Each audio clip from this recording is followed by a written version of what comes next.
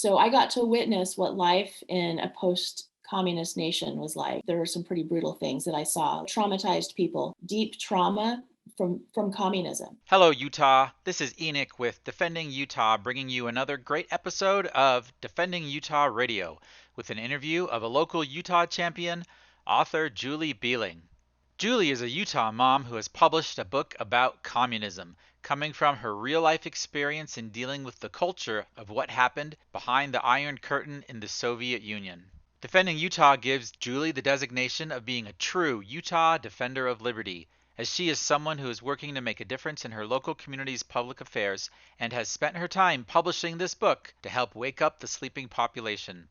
Her book also has some great insight into not falling for the communist left-right tactics that have infected our culture, making us play right into the hands of the communist strategy.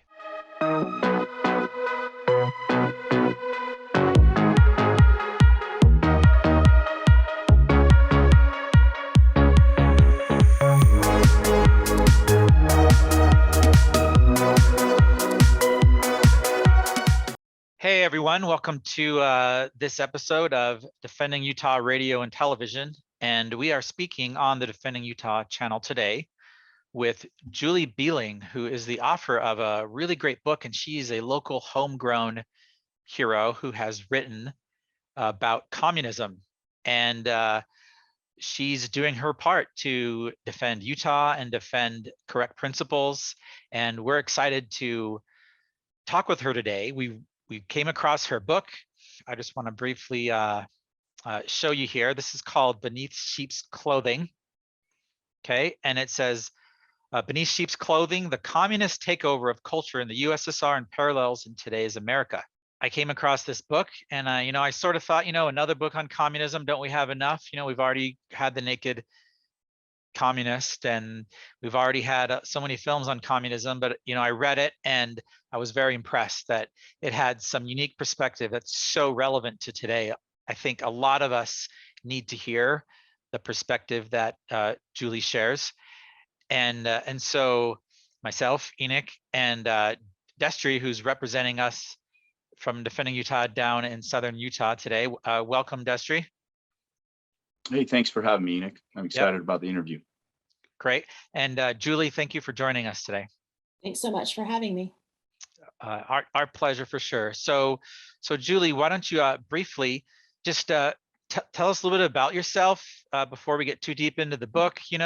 Why did you want to write about communism? You're from little town in southern Utah, and something. How did this come to matter to you? And just tell us a little bit about your story, and let you go from there. Sure. Yeah. So yeah, I do live in southern Utah, and I have a 7-year-old son. But I actually was not raised in Utah. My mom is from Utah originally, but my father was in the military. I lived all over the country growing up. I went to Florida State University for my undergrad and happened to register for some Russian classes, Russian language classes.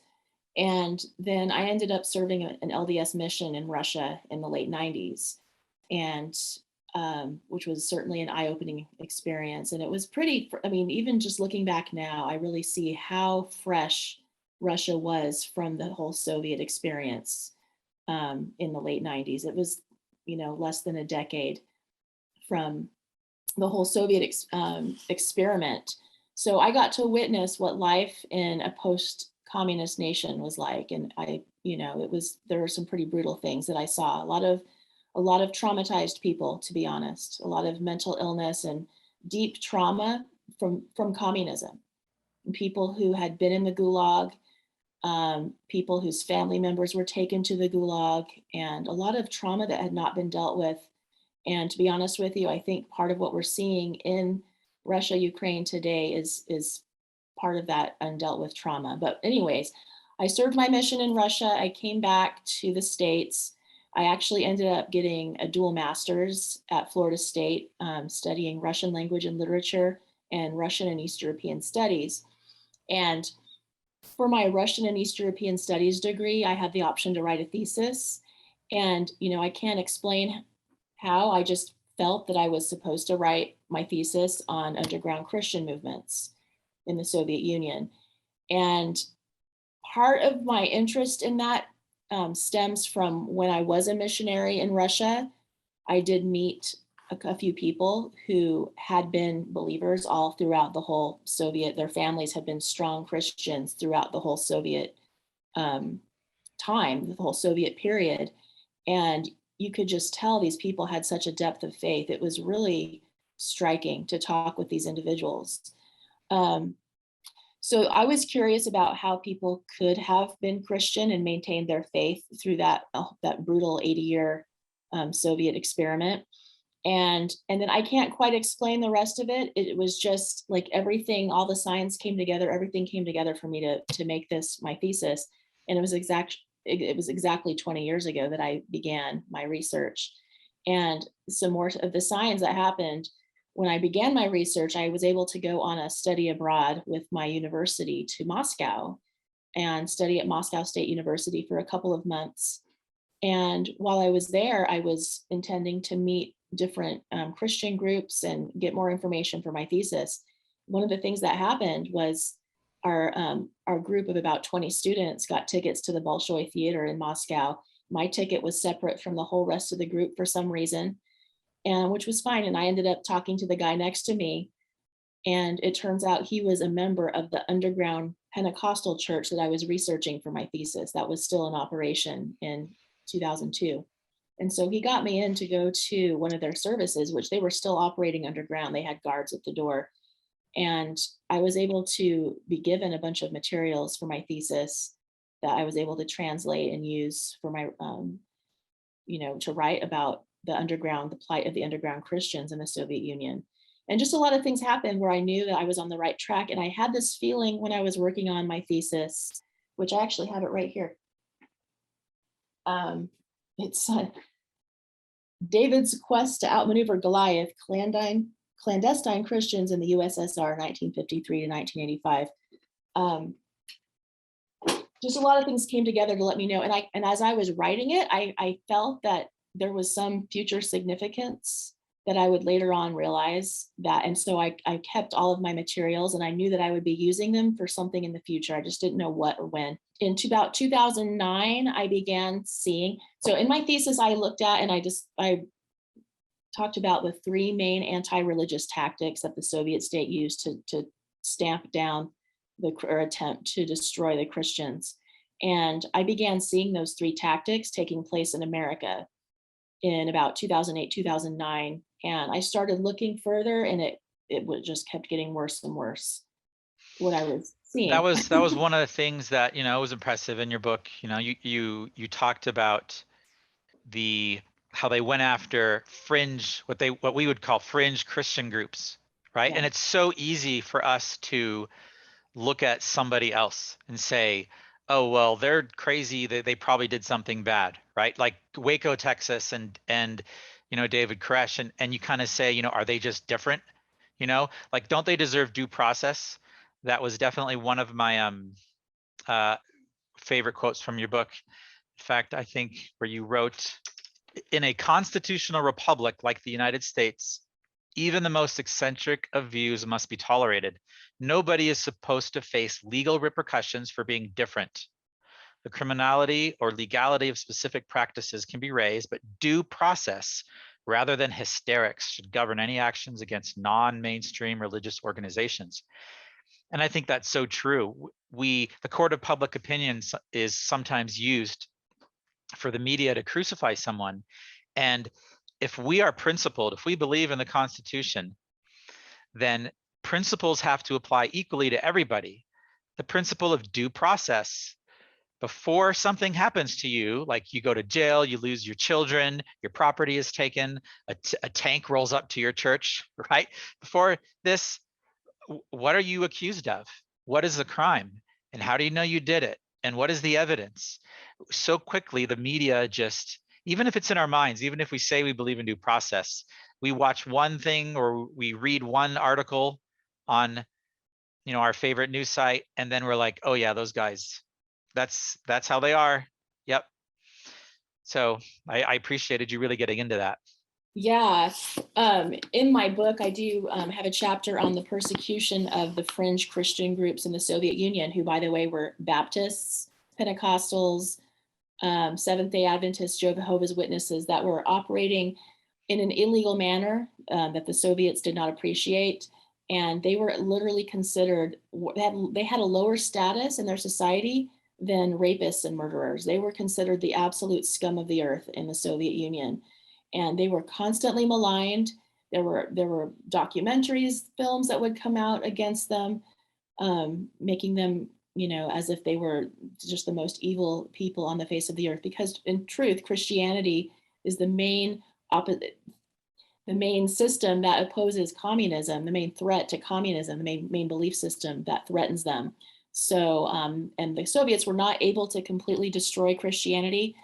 What they did in their early years, they were very brutal, and they imprisoned, tortured, and executed many Christians. But it just led to these underground movements.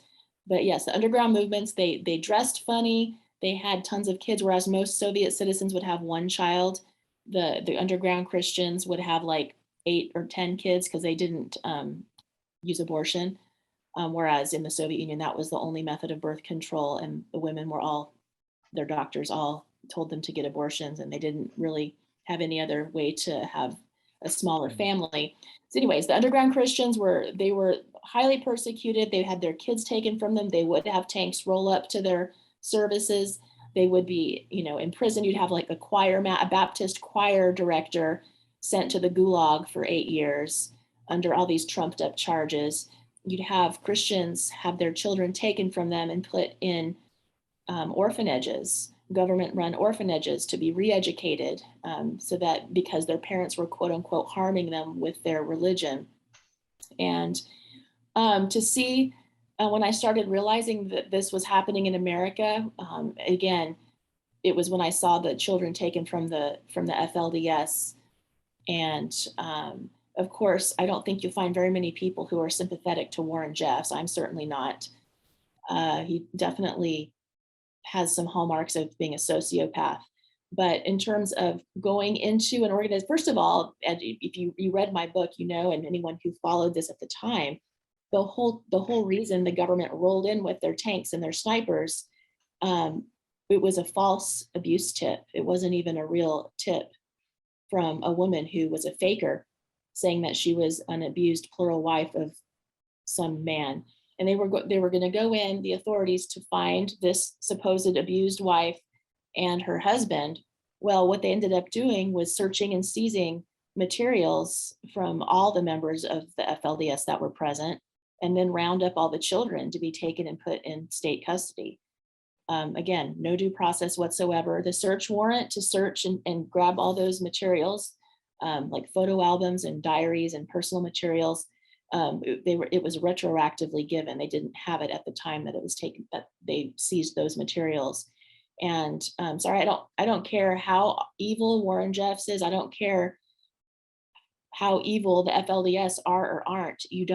That's not how we're supposed to operate in our country. And we can't let this happen again to any group. And that's where you have to apply principles evenly. And the right we don't allow somebody that we disagree with to have, if we don't allow them to have this right, that will one day come back and affect us. And so we absolutely have to defend rights equally for everyone. And like you said, if there's something criminal going on, bring the evidence, and you can give due process to the individual involved, not everybody, right? Not all the personal belongings of, hundreds of, I don't know how many families there were, hundreds of individuals or families. Mm-hmm. But it's like the less popular groups, that's good practice for us to say, let's defend the rights of people we don't even agree with, and be principled about it. In the long run, we're defending our own rights by doing Absolutely. It's one of the biggest safeguards to our own freedom. And we can't allow ourselves to be manipulated. And again, you guys read my book and you saw that there was literally a playbook put together in 1985 to take out minority religious sects. And that playbook was followed to the T with the FLDS as well as the Branch Davidians, although there was some extra crazy stuff added in with the Branch Davidians. And one of the things that had to be done is there was a lot of propaganda in the media accusing them of abuse, child abuse. And the truth is, you can go into any community and you can find instances of child abuse. And certainly you can find allegations. And maybe probably are some things with FLDS I don't agree with marrying 14-year-old girls, off like that. I don't agree with that. And that can be something that can be debated and looked into. But it was beyond that. The children were taken from the FLDS because they were like, oh, the kids are being beaten and bruised and we have to like protect them immediately from their family. There was absolutely no evidence that the kids were being mistreated like that in any way, shape, or form. So it was trumped up to a large degree. And that was very similar in Waco as well. Yes. Right.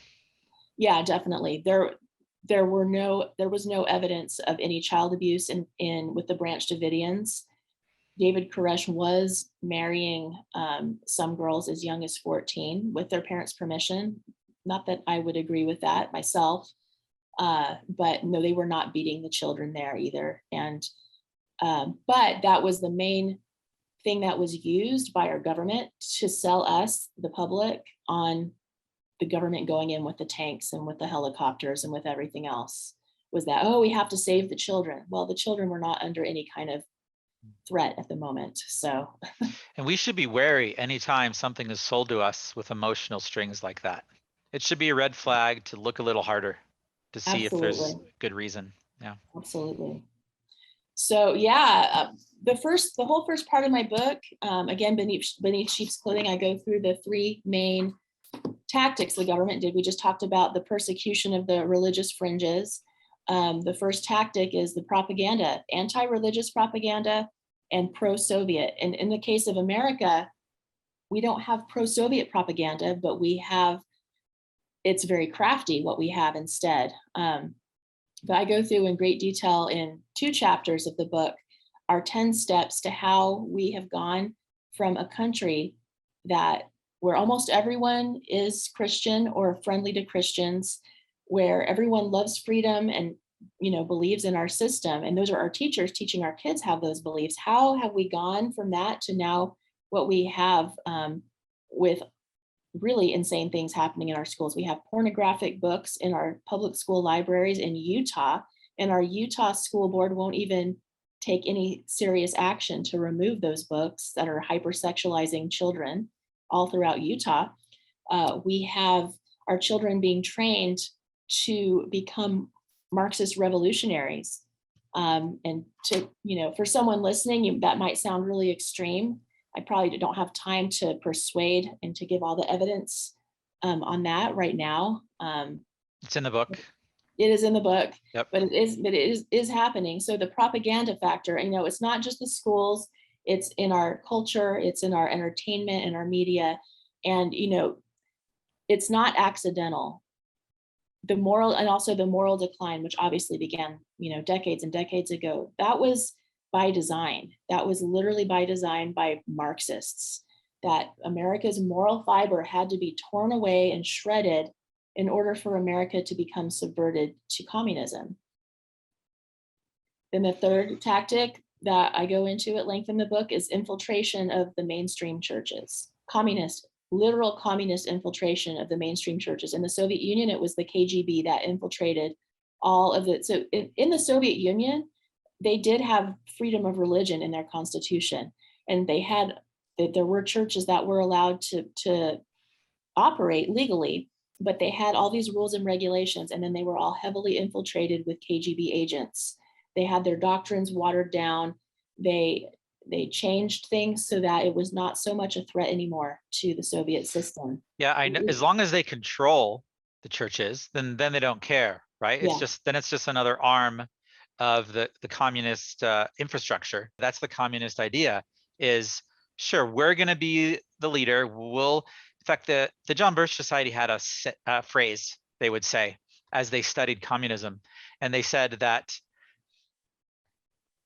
priests do not become communists, but communists do become priests. Absolutely. And so their whole point was that they infiltrate everywhere around the world. So not just Russia, but South America, Africa, parts of Asia. This is the strategy they use wherever they go. The Middle East, just everywhere. The political atheistic communists will pretend to be the local religion so Absolutely. that they can control the local population that way. Yeah. And it's not just like some little side tactic. It is one of the primary tactics for subverting a nation. You look at South America, you look at Latin America and all the different communist, revolutions. I haven't studied Latin America like a historian has. I've, looked at it somewhat. We have Cuba, we had Nicaragua, we have Colombia, and all these different things with liberation theology. That was actually the KGB that infiltrated with Catholic priests in Latin America and got those Catholic priests to enact a communist revolution. And anytime you have a society where there's a lot of aggrieved people, and I think it's legitimate, like the peasants in Latin America were treated awfully, and they were completely trampled down, and there was the elite that was lording over them. So there was a lot of grievance there. Anytime you have a lot of large mass of underprivileged with a lot of grievance, the Marxist playbook, that is like their ideal group of people to take hold of and control. It's interesting how you point out the grievance is required in Yeah. order for the people to go along with it. When they tried that initially in the United States, class warfare didn't work so well because the Right. grievances weren't so hard. Most people were they're fine.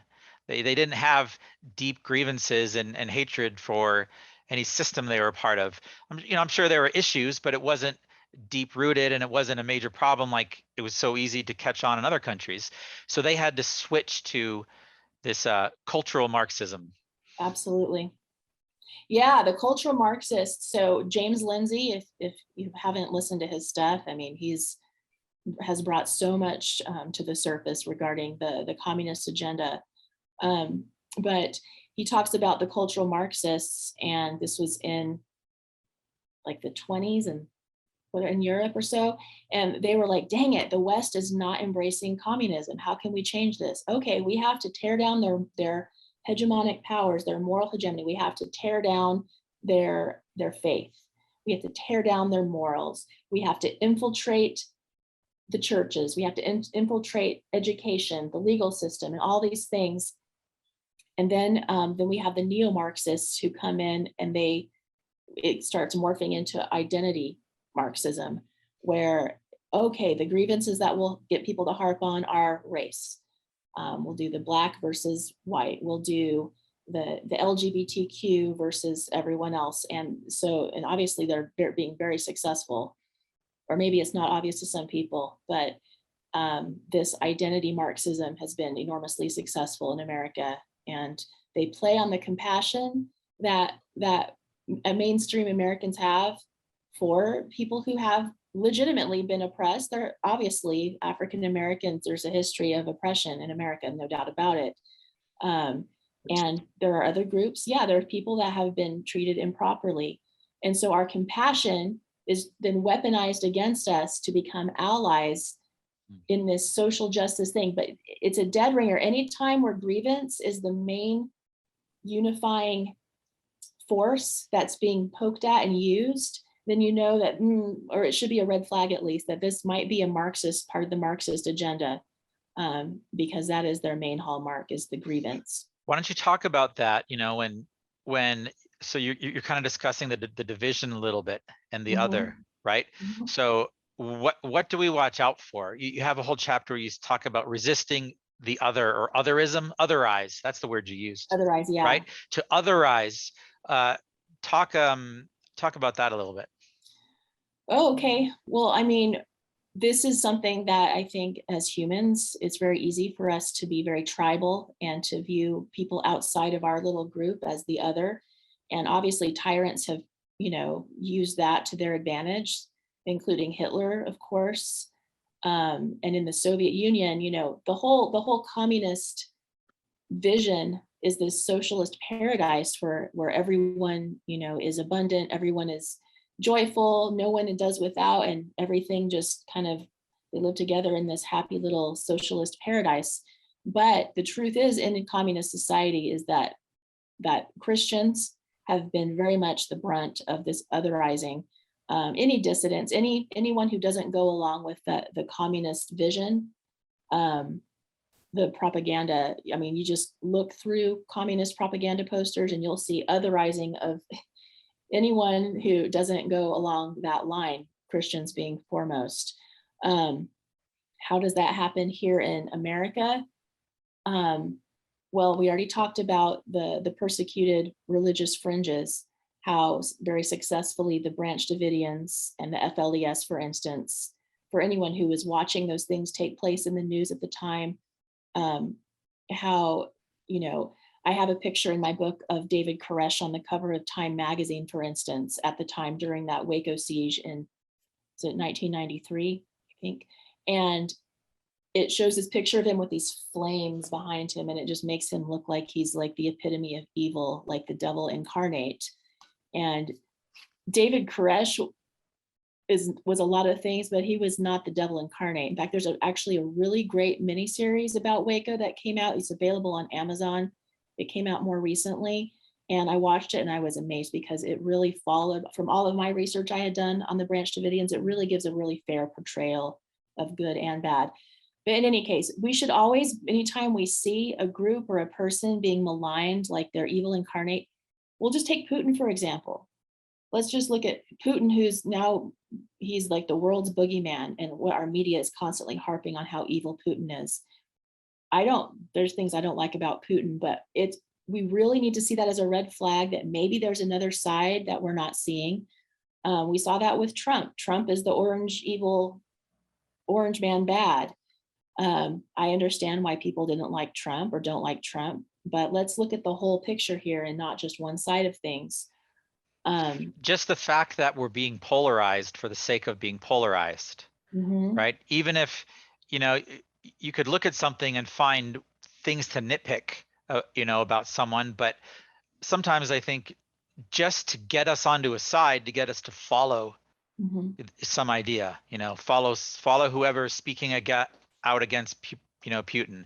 And then it's like everyone who speaks out against Putin, now everyone's on the bandwagon. And then you can mix any messages you want with that because you're like, oh, that's the side I'm on now. Right. Yeah, we have to really resist this being on sides. And, I really dislike a lot of things I see going on in the progressive part of America. I dislike those agendas very much, but I don't want to demonize people that I know that maybe fall into that category, people who are woke. I have a lot of friends of all across the political spectrum, and we really have to resist letting, whether it's for people on the right looking at people on the left, or people on the left looking at the right, the ultra MAGA or the whatever. We can't allow ourselves to fall for these stereotypes. And even though we might completely disagree with the philosophy of one of the sides, we need to resist falling for this division, because this is, it's divide and control. Yeah, and I think the political left right is the most obvious and glaring example, right, of this kind of division, and kind of getting away from the churches just in that political mindset. And they're able to plant, well, you're on this side, so here's the things you should think, and so forth. When in reality, if you look at anyone that might say, oh, I guess I'm on the left, you might find when you talk to them about every issue, they might agree with you on 90% of the things that matter to you. And then, and maybe on the other 10%, if you talked about it, you might even agree on most of those things, right? It's just, it's the polarization and then labeling us. It's like we've already decided before we even talk to any of our neighbors, right, if they can be our friend or if we can work with them on anything. And that keeping us divided keeps us unable to work together against the real threat. Absolutely, which is the whole point, as you know.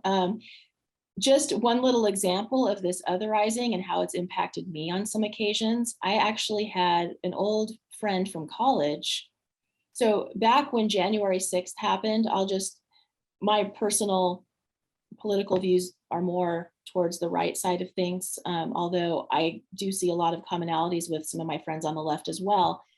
But I was posting something about, and I have some friends that were at the January 6th who were very, very peacefully involved with that and not part of the Capitol breach at all. And I posted that I was supporting my friends who were there. And then a friend of mine from college, she's like, Julie, I can't believe, why would you say that? Are you going to come in my house and kill me? And I'm like, Wow. what are you talking about? Like, first of Yeah. all, like, so she got some media stereotype of the ultra MAGA, which I wouldn't even say that I am, and projected it onto someone who she actually knew. I mean, we were friends back in college, Right. and that's happened on a couple of other occasions as well. So that is really disturbing. I've never ever shared anything on social media that would lead anyone to believe that I was a violent person, and I certainly, anyways. So, but then we can fall prey to that. We have to be careful not to be too, like when we talk about the woke, like I don't like the term woke tard. Like that's not helpful if we're trying to like reach across the aisle and make connections with people. We don't want to insult them. And for those watching, that may have strong opinions about that, right? I think there's a difference between our neighbors reaching across the aisle, so to speak, to our neighbors versus politically, where in Yeah. politics we see games, right? Yeah. They tell us to compromise, and what they're really doing is they're trying to get us to compromise our principles so that they can do bad things. Yeah. So politicians is a different story than our friends and our neighbors and other activists. These are just people, our neighbors that have families and they have kids and they want to, protect their homes like we do. And you can find common ground with people in our communities. That doesn't mean you're now a Democrat or the other way around, right? If you are, so you have to separate the political from then the fact that the citizens are getting played by the game. Absolutely. Yeah. One of the things that I feel that has helped me so much to understand and to spot propaganda again is that I studied Soviet propaganda, and I do have a chapter on it that goes through mostly anti-Christian propaganda. But even like you can go on websites and you can go on Wikipedia and find a list of propaganda techniques and look at some of the techniques and watch out for them when you're watching news. And sorry, any news media that is constantly using those techniques, perhaps don't watch that news media anymore. So we really have to be careful to spot the propaganda, to spot the otherizing, and to not fall for that. And it's harder to do our own research now. Google is highly, highly censored. I noticed as I was working on my book from when I wrote most of it in 2010, 2011 to finishing it up in 2021, 2022, it was harder to find some of the information. It was like buried. Google had buried it, or in some cases it was gone. It is harder for people to find, I think, legitimate information, but it's really crucial, I think, for us to understand the communist playbook, understand how propaganda works, and to not fall for that. Okay, thank you. Hey, Julie, on Yeah. that, in your book, you talk a lot about Yuri Bezmenov. Yes. You talk about the 4 different stages. I thought that was very interesting. I mean, I've watched that video on the internet, and you kind of dissect it in your book that I feel like that is very it's very easy to follow. And could you kind of elaborate on those 4 stages, if you don't mind, please? Yeah, definitely. And so for anyone who hasn't seen this interview, I highly recommend it. It's G. Edward Griffin interviewed Yuri Bezmenov in 1985, and you can find various versions of it on YouTube. Yuri Bezmenov was a KGB agent who defected from the Soviet Union in the late 70s. He defected to the West, and he tried to warn, and his whole job as working for the KGB was a propagandist, and he happened to be in India working try to subvert India to Marxism. And so it was his entire job. And so he laid out what his job was and how the KGB was spending 80% of its efforts to subvert nations to communism. By the way, I will also say that in America, we had other forces subverting us to communism, not just the KGB. But the 4 stages of first is demoralization. And this is where it takes 15 to 20 years on average to train up a new generation in any country, to train them to accept communism, to embrace it, to see it as good. And Yuri Bezmenov's, he stated in the interview that that was already had been accomplished by 1985. It was over fulfilled in terms of the number of people that were embracing socialism. Just to clarify, sometimes it can be confusing, intermixing talking about socialism and communism. Communism is simply the forceful implementation of socialism. It's a violent implementation of socialism. But USSR, it's actually the Union of Soviet Socialist Republics. They called themselves socialists over there in the Soviet Union. So to get Americans to accept socialism, that has that agenda is way over fulfilled. The second step of the 4 to get a nation to fall to communism is destabilization. And this is a period of where it takes between 2 to 5 years to destabilize a nation, destabilize their energy sector, their international relations, their business, their healthcare, their all the different main pieces of what holds a nation together. And I think it's pretty obvious to me, at least, that that process began in the spring of 2020, like March of 2020, where we had our COVID lockdown. And so we're already well over 2 years into destabilization. Our economy is being destabilized. Our border situation is destabilized. Our international relations, where there's potential of nuclear war with Russia if things continue in a certain direction. Every which way you look, it's destabilization. I don't know if you guys have any comments on that before I move on to the other 2. I agree. I think that we are seeing that destabilization happening. I mean, you look at Afghanistan and all of these treaties that we've all these allies that we've got. Seems like systematically they've kind of are going towards Russia and China, and their allies, instead of we're losing our allies like Saudi Arabia with the oil and whatnot. So it really does seem like the destabilization is happening, but it also seems like that it's been in waves. It's an ebb and flow. I mean, you look back throughout history. I mean, we've lost here and there, but it really seems like it's picking up steam right at this point. Yeah, and the other major thing I didn't mention with destabilization that I think is super obvious is with our supply chain and food supply being destabilized, which is very alarming. And we saw that definitely just the last little while with 2020 with COVID, and it just continues to happen, with the supply chain. So it's interesting that that in your book you really hit on those topics, and I feel like that you've done a fabulous job, and that's why it's a great summary and brings to bear on what is happening. Thank you. I appreciate it. What is alarming to me, and what really alarmed me as I was understanding what was going on as I was finishing my book, because really so we have demoralization, 15 to 20 years, destabilization, 2 to 5 years. What comes next is very quick. Crisis is 6 weeks.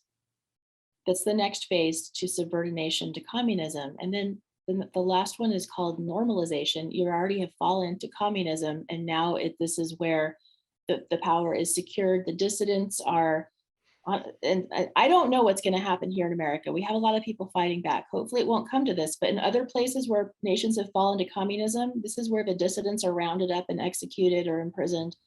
This is where anyone who could be a possible threat to the new regime is there. I think it's definitely good to see these patterns, and we can see that they have successfully executed that pattern, in maybe 100 countries around the world. So when talking about the patterns that you're saying, you can interview this Russian former KGB agent or who has this experience, and he can tell you what they've done, and we saw them do it to all these different countries. It's now a historical fact. We do also know that they've had to adjust strategies, tactics for America. And so one thing that I feel like we've noticed at Defending Utah, watching it over the years, is that they implement these same strategies, but because they're not a foreign invading army that's been here for 20 years, and then they're just going to regime change, right? We've regime changed in Iraq and in parts of Africa, but in America, you have the funders of communism that live here, and they've been here a long time, and they've had to take a much slower approach. They have to wear us down a little bit. So we've thought about this because we could have said, well, gosh, back in 9/11, here comes destabilization, or back in 2008 crash, and there's all this hype over Obama and how communist connected he was. And so it's like, well, none of those ultimately completely turned us. So, but we do see the same things with revolution and the same Marxist philosophies taught. So it seems to be a little bit of a loop. And so they push hard and they get everyone riled up, and then they move the needle a little bit. And then they move the needle. So, but anytime there is still the big picture that it's still moving us in the same direction. But because of America's good foundation with what the founding fathers gave us, it doesn't happen. They can't take a 6-week crisis and fundamentally change us as easily, but they'll do a crisis this year, and then in 5 years they'll do another one, and then in 5 years they'll do another one. That seems to be the pattern, but certainly now they're very close to creating big problems. Well, another definitely, the crisis that Bezmenov, like the type of crisis that he's talking about that can bring in a communist regime, is actually, it is the regime change. It is that the government falls and then the new Marxists come in and take control. And obviously we haven't had that happen yet. And honestly, we can prevent it if we get well, I would argue we've had regime change for 100 years in this country. Well, right? That's a good argument. Which is why I think that model is for when there literally is a foreign king who's not a communist. Maybe he's a dictator, maybe he's bad, maybe he's good, it doesn't matter. He's not the communist. And so he's not who they want. So they flip, where in our case, our presidents for 100 years have been part of the working with the communists. And so it seems to be a slightly different game, but it's interesting to observe and try to understand. Certainly all these principles still apply either way. Yeah, just out of curiosity, what is your opinion on Trump in terms of communist agendas? Well, I think during his campaign, Trump talked a lot about who his friends were, and he mentioned the Council on Foreign Relations and that those were his best people. So I thought that was a very strong red flag. I felt like a lot of things he's done, like giving us red flag laws. He's famous for take the guns first, due process later. Allow due process so that no one's rights are trampled, but the ability to go to court, obtain an order, and then collect not only the firearms, but any weapons in the possession of that individual. Or might take the firearms first and then go to court, because that's another system, because a lot of times by the time you go to court, it takes so long to go to court to get the due process procedures. I like taking the guns early, like in this crazy man's case that just took place in Florida. He had a lot of firearms. They saw everything. To go to court would have taken a long time. So you could do exactly what you're saying, but take the guns first, go through due process second. He campaigned a lot on getting us out of NAFTA, which would be a good thing. We don't want to be part of this globalist network. We should, not deal with these international trade agreements that are fundamentally communist at their root. And so the rhetoric, you can agree with a lot of his rhetoric, But what happened was he said, well, we just got a bad deal in NAFTA. And so in the end, he actually ended up strengthening NAFTA, which I felt like was opposite for his promise. So in that case, he helped the globalists by strengthening NAFTA. He called it, now we're going to get a better deal. And there was an interview we did with Dr. Scott Bradley at the time. So if you guys remember when he first came into office, he actually just did a good thing by destroying one trade agreement, the Trans-Pacific Partnership, and that was good. But then later on, when we had the new NAFTA agreement, the name is eluding me. It had a new acronym, and when we talked with Dr. Bradley about that, and we looked over the information, he actually took the worst parts of the TPP and they were put into this new agreement. So it was almost like this careful, hey, I'm going to get you out of this globalist deal. And then later he put it back in saying, hey, I got us a better deal on NAFTA. So I do have some very strong criticisms that I feel like he didn't live up to his rhetoric, and he actually helped the globalist conspiracy in that case. And I certainly think the red flag law was a really big problem. Take due process. We were just talking about due process earlier. Due process is so important. So that's another discussion. Yeah. That I probably have a whole bunch to say on that topic actually. So I won't totally hijack the interview, but those are some things that I felt concerned about.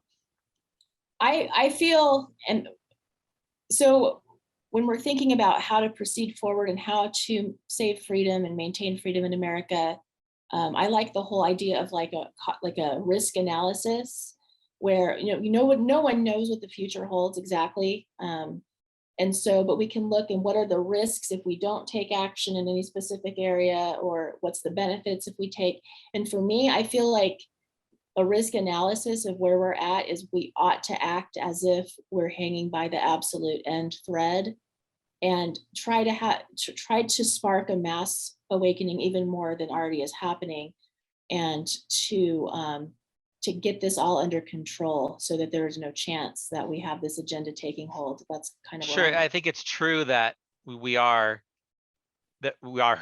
hanging by that proverbial thread, right? That we've heard about so much, especially here in Utah, or it's been cut. You can argue that it's been cut and that the Constitution no longer functions. Depends who you talk about and what you look at.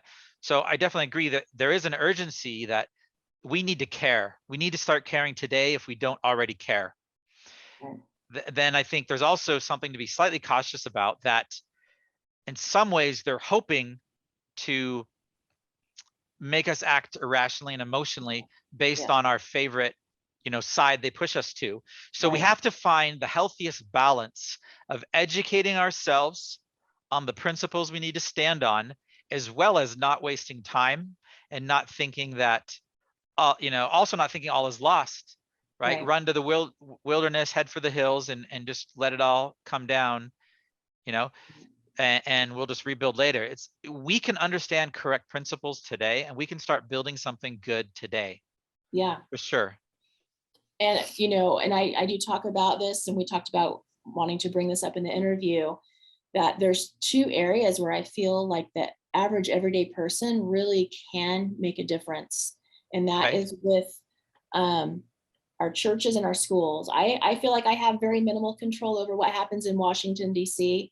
I feel like I don't have any connections with the military. I mean, my dad served in the military, but I don't have any power there. I don't have any power with Hollywood and what kind of material they put out. But many of everyday average people have some connection to our schools. We have children in the schools. And then many people belong to a church. And I'm not with you. This is defending Utah. I'm just talking broadly. I'm not pinpointing any one specific church here. But what we get to do is we get to expose the agendas. We get to understand what those agendas are happening in our schools and our churches, expose them. And we don't need to be rude about it. We don't need to, but we also get to be bold about that, whether we're talking with other parents in our kids' school, whether we're going to the school boards, which is something I've been very active in doing. and with our churches, talking with our pastors or church leaders or whatever, and showing this agenda, which I do lay out in the second part of my book, 2 chapters of the communist infiltration of our schools, and which again is very far gone at this point. And Utah is not an exception whatsoever.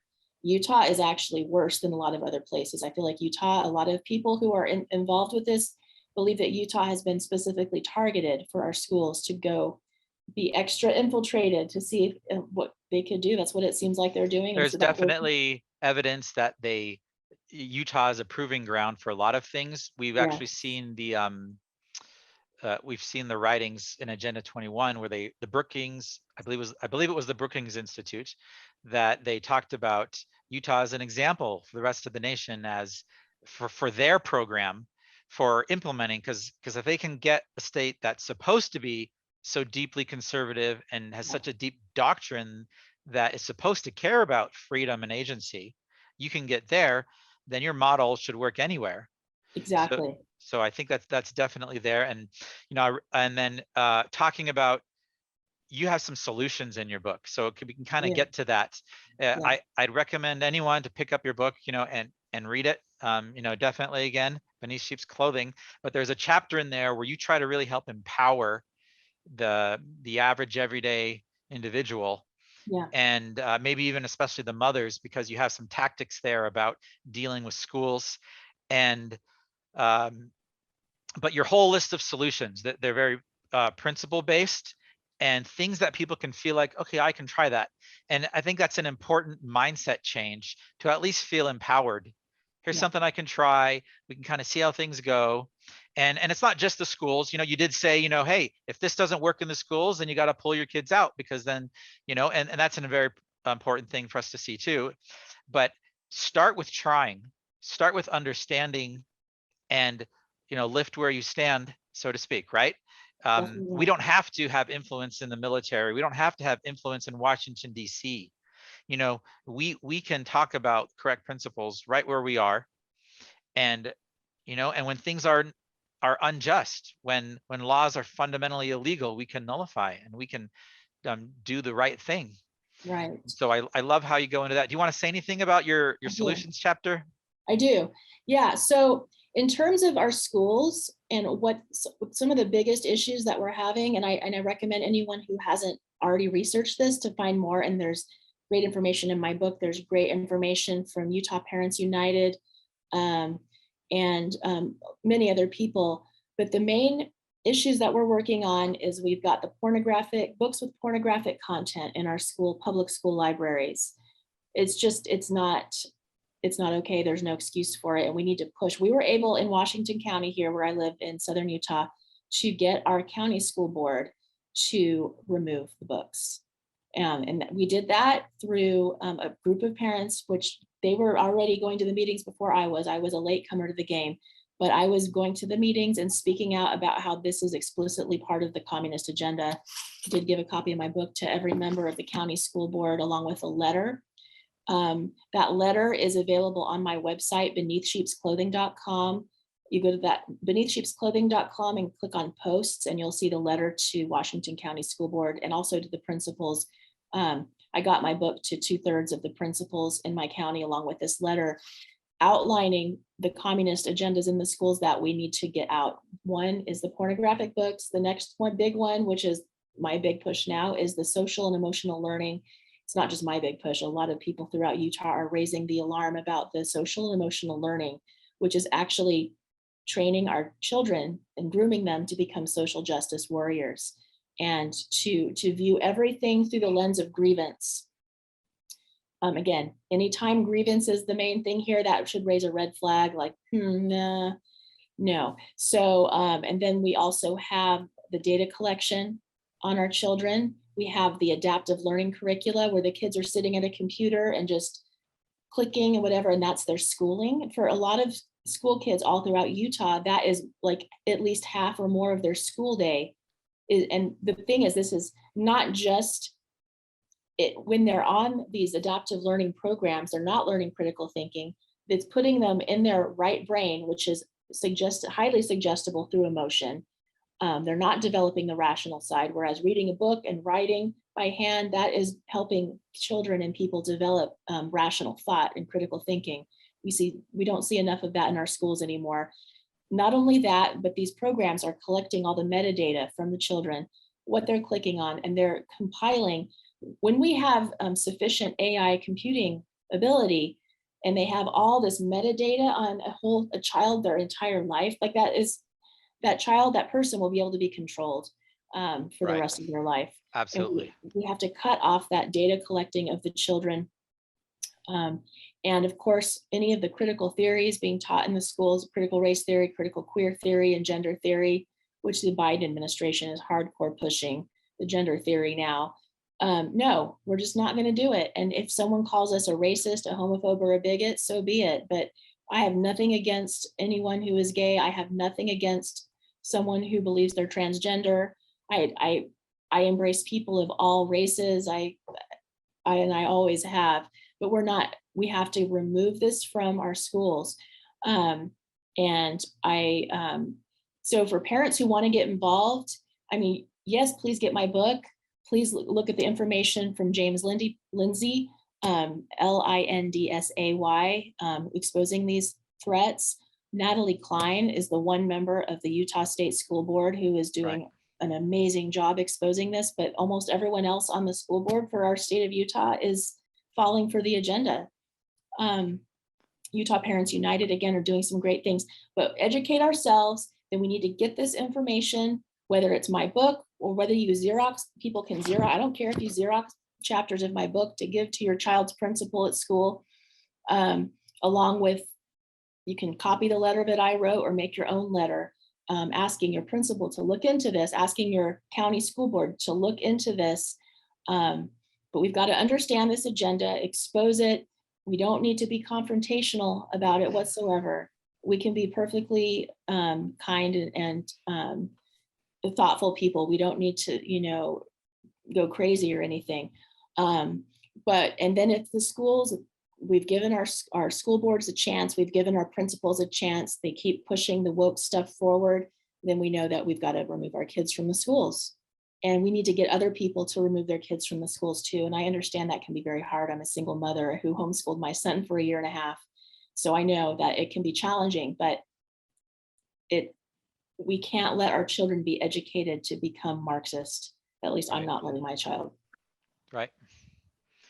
Do you agree on that? One thing that I really appreciate that you've talked about is that, Christianity is kind of the barrier against communism, and it seems like that if you look at Christianity today, it seems like it's being watered down, and like you've talked about in the infiltration of the religion, the religious leaders. But also to go back to, the demoralization, it's interesting. They say that it takes 20 years. If you look at it, to my understanding, a generation is, probably around 20, 22 years. And it's interesting that, after 20 years, those people, graduate out of school system or whatever, they end up becoming, parents, they become teachers, they become lawyers, they become part of the system. And it seems like that, every year, possibly every year, the education system just kind of gets a little bit more radical and pushes an agenda, and it sows its seeds per se. And after 20 years, that's when we see the fruits of the seeds that are being produced. And so again, is there an answer is there answers for that? I mean, I think that what you've basically said is the education of our youth is the key to being able to overcome the communist agenda that's happening. Well, we also have to curate what content we allow our children to, like what media and entertainment we allow them to participate in, because a lot of the movies and a lot of the things culturally are also reinforcing a lot of these social justice and woke and critical queer theory and critical race theory ideas. So we also have to be very careful with the media. And then we have the churches. And again, I mentioned how it was the KGB that had infiltrated the church in the Soviet Union. In America, it was certain, like Rockefeller Foundation, literally funding avowed communists to go into the seminaries and where the other priests and pastors were learning and teaching them and watering down what the gospel of Jesus Christ is, which if you look across the board at Christianity, the gospel of Jesus Christ is that Jesus is the Son of God who died for our sins and was resurrected. That's the kernel of Christianity. So the churches, with these infiltrated communists in these seminaries, they were actually causing them to go away from that kernel of the gospel of Jesus Christ and having them teach a social gospel, which is really, really crafty, because part of Christianity is to serve our neighbor and to Right. help the downtrodden. But to have them replace just, okay, we're going to just go for the downtrodden. We're not going to worry about people getting to know God and having salvation. And we're going to kind of leave that in the dust and just focus on this, which now we're going to make it social justice. Oh, and now we're going to introduce Black liberation theology, and we're going to focus on a grievance, a form of Christianity that uses grievance as its main message, which is what Black liberation theology does. And it starts to go really off course with that. Thank you, Julie. I guess we'll kind of wrap up, but are there any final thoughts you have as far as where you want people to go read next? You mentioned your website. Are there any action items or invitations you'd like to offer to the listeners? And anyway, if you want people to contact you, how could they reach you? Sure. So go to my website, beneathsheepsclothing.com. And you can it says get a free chapter of my book. It's actually the first 2.5 chapters that you can download for free, which is dealing with the Soviet propaganda and the persecution of the Christians in the Soviet Union. And you can also get my book there at beneathsheepsclothing.com. And I have a few autographed copies left of my book, or it's also available on Amazon. I don't have a social media showing yet for promoting my book. I'm on Facebook, but people can also email me at beneathsheepsclothing@gmail.com.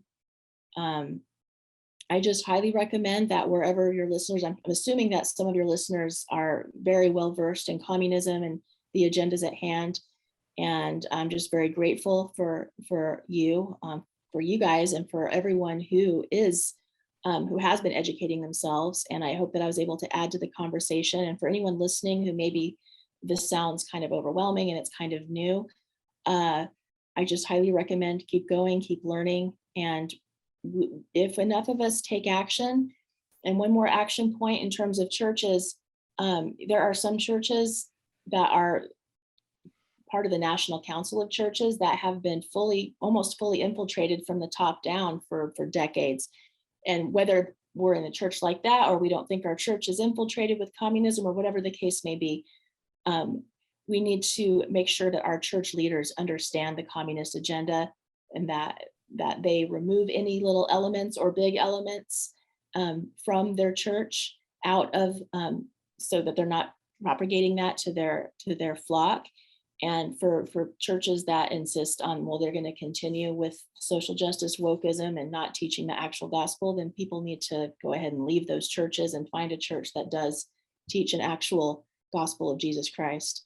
And for us to save faith in our country, that's what we need to do.